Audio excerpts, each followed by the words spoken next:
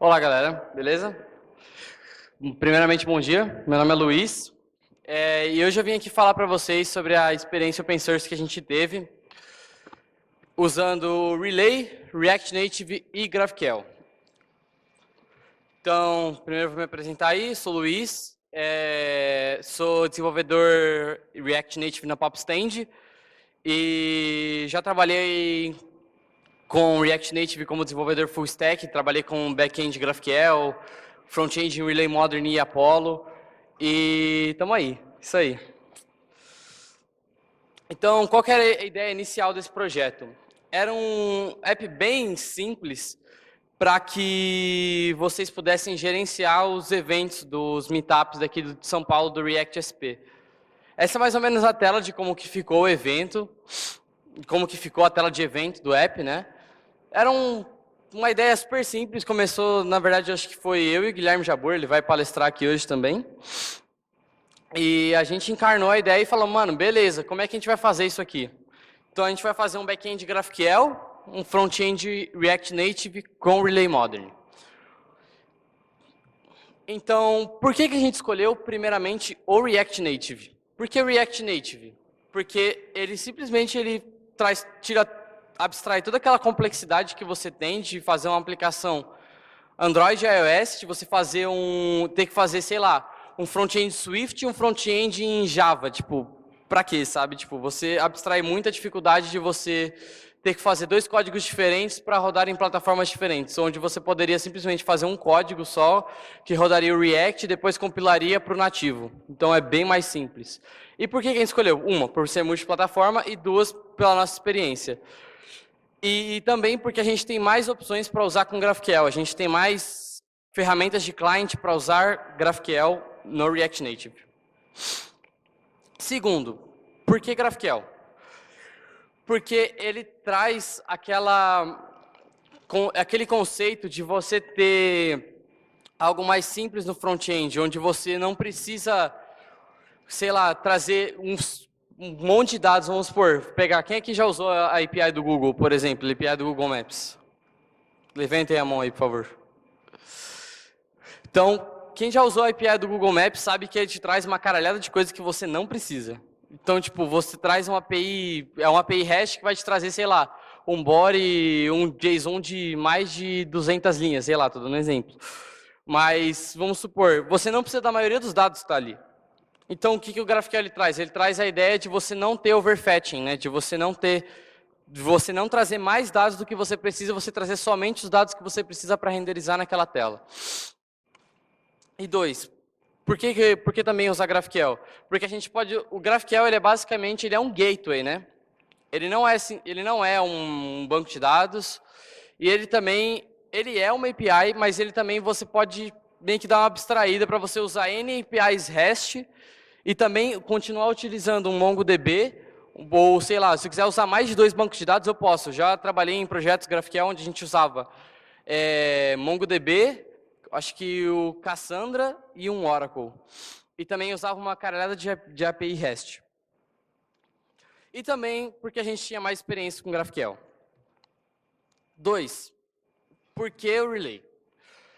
Porque na época eu tinha eu tinha um bloqueio muito grande com o Apollo e eu sempre achei, o Relay ele sempre vai ser mais rápido que o Apollo.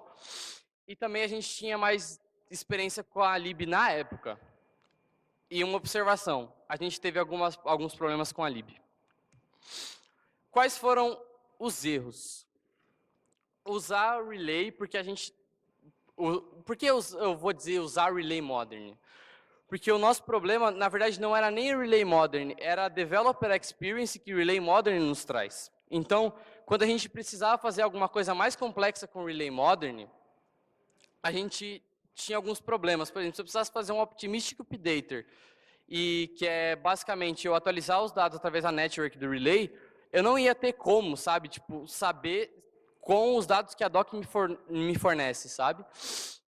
E também a gente começou usando um GraphQL monolito, e isso eu achei que foi uma coisa bem errada que a gente fez. Opa. E por que eu acho que o Apollo iria ajudar a gente mais do que o Relay, né, no caso?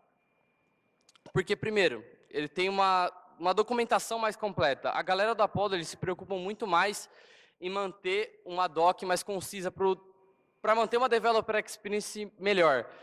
Uma coisa que eu lembro que quando eu comecei a aprender Relay Modern, eu entrei no site do Relay e normalmente quando você entra numa doc, eles têm o Getting Started, né? Você vai lá, sei lá, React Native Init, nome do projeto. Aí você vai lá, adiciona as dependências e adiciona no Babel o Relay. Só que nem isso tinha. A gente teve que descobrir isso, eu tive que descobrir isso na mão. Então, e outra coisa, por que o Apollo seria melhor? Porque a gente tem uma comunidade muito maior do Apollo, a gente tem muito mais exemplos do Apollo rodando no React Native, no React, e o Apollo também fornece para várias outras plataformas, como o próprio Meteor, o Android Java, Android Kotlin, iOS Swift e iOS Objective-C. Então, ele é uma plataforma um pouco mais completa e a galera se preocupa muito mais em manter o Apollo simples de usar. E outra coisa, a gente não precisava de uma performance tão grande com o Relay Modern. Porque, querendo ou não, a galera vai falar, o Relay ele é um pouco melhor do que o Apollo porque ele compila as queries antes de você antes de você rodar a aplicação, né? Ele não compila as queries em runtime. Só que, querendo ou não, a diferença de performance não vai ser tão grande quanto, tipo, sei lá, a produtividade que você teria com o Apollo. Então, você não vai sofrer tanto com performance e você não precisa de uma performance tão alta para você se ferrar tanto, sabe? Tipo, vou codar em assembly para ter uma performance absurda, só que tipo a complexidade do assembly é extremamente absurda, entendeu? Tipo, então você tem esses pequenos trade-offs. É basicamente isso o exemplo, entendeu? E eu achei muito mais simples, por exemplo, você manusear a state do Apollo do que manusear a state do Relay. Se você, por exemplo, se for fazer um optimistic updater ou algum tipo de atualização num fragmento do Apollo ou em dados que vêm da API GraphQL, você consegue fazer de maneira mais simples porque você entende mais ou menos como que o Apollo vai fazer isso. No Relay não, no Relay você tem que fazer você tem que entender como é que funciona o sistema de fragmentos do Relay. Você precisa entender como é que funcionam as keys do GraphQL, que são basicamente as queries do GraphQL, cada uma tem a sua key, né?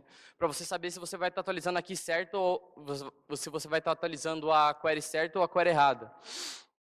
Entendeu? Então, basicamente, o Apollo ele é muito mais simples. E também outra coisa, você pode trocar a state do Apollo pela state do Redux. Então, tipo, você pode falar, não quero usar a state que o Apollo me fornece. Quero fazer tudo na mão, vou fazer tudo com Redux. Vou lá e tiro a state do Apollo e tá com Redux. Isso daí no começo era assim, mas agora ele te dá a opção de você usar tanto a state atual do Apollo, e também poder usar a state do Redux. E por que eu vejo que usar um GraphQL monolito não é a melhor abordagem para usar GraphQL? Porque basicamente você vai ter um lugar só concentrando tipo uma massa de dados muito grande. Então vamos supor, você tem uma API GraphQL enorme que tem, sei lá, um CRUD que você poderia quebrar, sei lá, em 11 microserviços, por exemplo. E vamos supor, se eu bater nessa API GraphQL, ela vai me trazer tudo que eu preciso. Ok, só que isso, querendo ou não é muito legal. Porque quando a gente for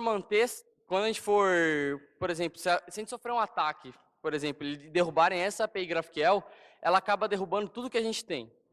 Tipo, a gente vai acabar com o nosso GraphQL, o GraphQL vai morrer, nossa aplicação não vai funcionar.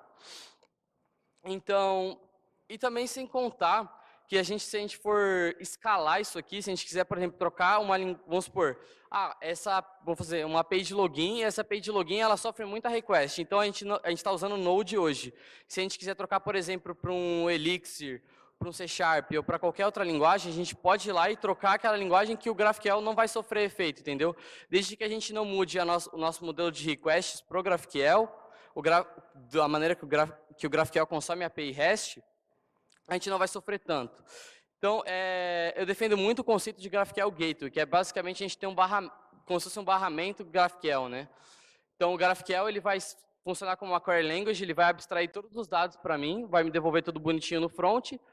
Só que para isso eu posso bater em N API REST, N APIs REST, por exemplo. Vamos supor, tem uma API de eventos e uma API de login. Essa API de login, a gente vai ter um GraphQL centralizado com essa. A gente vai ter um GraphQL centralizado, onde o front vai ficar batendo, e o GraphQL vai decidir em qual API REST que ele vai bater. E outra coisa, por que quando a gente está usando microserviços mais GraphQL, a gente, querendo ou não, a gente escala melhor? Porque a gente vai ter um código separado para cada coisa, entendeu? A gente não vai estar tudo numa API GraphQL só, entendeu?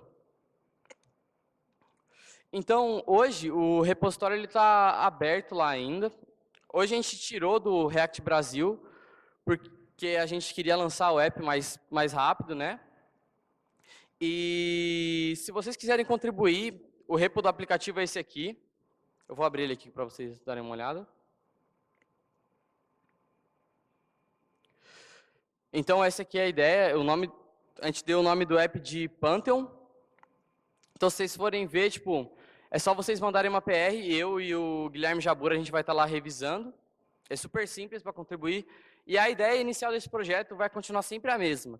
É manter as pessoas atualizadas no código mais recente. Então, tipo, vamos supor, se eu quiser trabalhar com... Se um dia, vamos supor, React Native morreu, a gente precisar migrar essa plataforma para, sei lá, vamos supor, estou dando um exemplo bem trash mesmo. Usar um Vue Native, por exemplo, que eu não sou muito fã de Vue, mas se a gente fosse necessário usar, a gente migraria essa plataforma, entendeu? E a ideia é com que vocês se mantenham atualizados. Então, a galera que não tem experiência, para mandar commit aqui, para poder dar uma olhada no código, e a gente tem uma ideia avançada de como que a gente tem um aplicativo React Native conectando a um GraphQL em produção, entendeu? É um exemplo super, assim, em production mode, né? Então, aqui eu deixei alguns links importantes, se vocês quiserem usar Relay. Primeiro é um artigo meu que eu escrevi quando eu comecei a trabalhar com Relay. Eu senti muita falta de um Getting Started e aí eu acabei falando, beleza, não tenho Getting Started, vou criar um artigo para isso. E eu criei um artigo falando sobre como que você faz um projeto novo com React Native, GraphQL e Relay. O outro é um artigo bem legal do Sibelius. Ele vai falar um pouco sobre a network do Relay Modern e como que você pode fazer coisas legais com ela. E o outro é para quem estiver querendo, quem ainda nunca mexeu com GraphQL e quem quiser mexer com GraphQL hoje em dia, é o How to GraphQL, que é bem interessante, eles têm uns links super legais para vocês trabalharem. Eu acho que tem vários tutoriais de várias linguagens, então, vamos supor, eu não programo em JavaScript para back-end, eu programo, sei lá, em Elixir. Ele tem o exemplo de como você fazer um GraphQL em Elixir. Ou vou fazer um GraphQL com Node. Ele ensina você a fazer um GraphQL com Node passo a passo. Então, tipo, esse link é bem legal. Ele tem uma introdução básica, onde ele ensina o que é o conceito GraphQL, o porquê usar GraphQL e não usar REST. E ele tem os vídeos de exemplos, mostrando os getting started, como fazer setup, como que eu faço, sei lá, um resolver, como que eu faço uma query. E é basicamente isso. Esses são os links para vocês aí, se vocês quiserem. Depois eu vou disponibilizar a talk lá no React Brasil. E é isso, galera. Muito obrigado. Sensacional, mano.